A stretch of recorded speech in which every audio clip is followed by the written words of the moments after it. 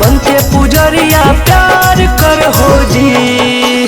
अलियो दुआरिया बनके पुजरिया प्यार कर हो जी। शेरा वाली मैया भक्तन पे उपकार कर हो जी।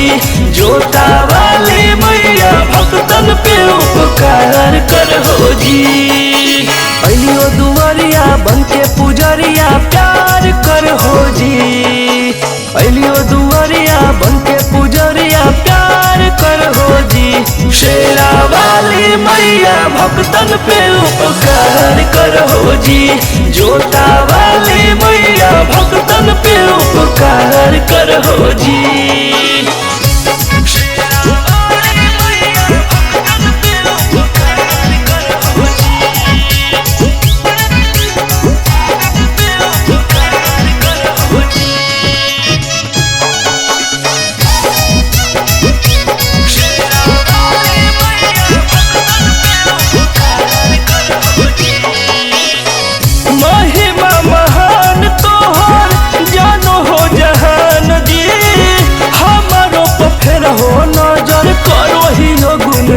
ए माई हमरो विनती एक्सेप्ट कर हो।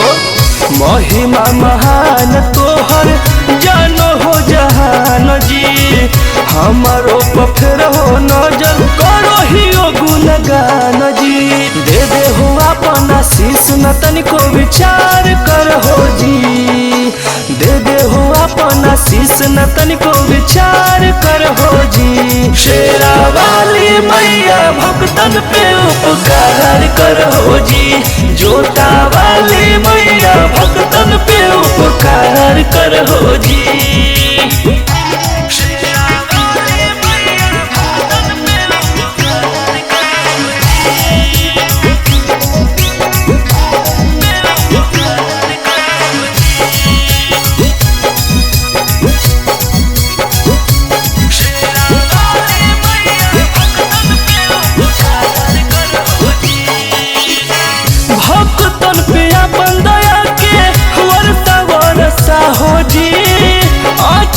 के प्यार अपन बलका पे लूटा हो जी।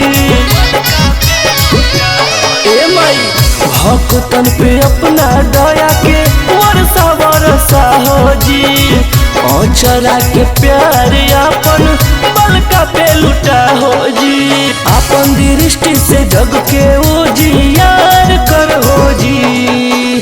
अपन दृष्टि से जग के उजियार कर हो जी। शेरा वाली मैया भक्तन पे उपकार कर हो जी। जोता वाली मैया भक्तन पे उपकार कर हो जी।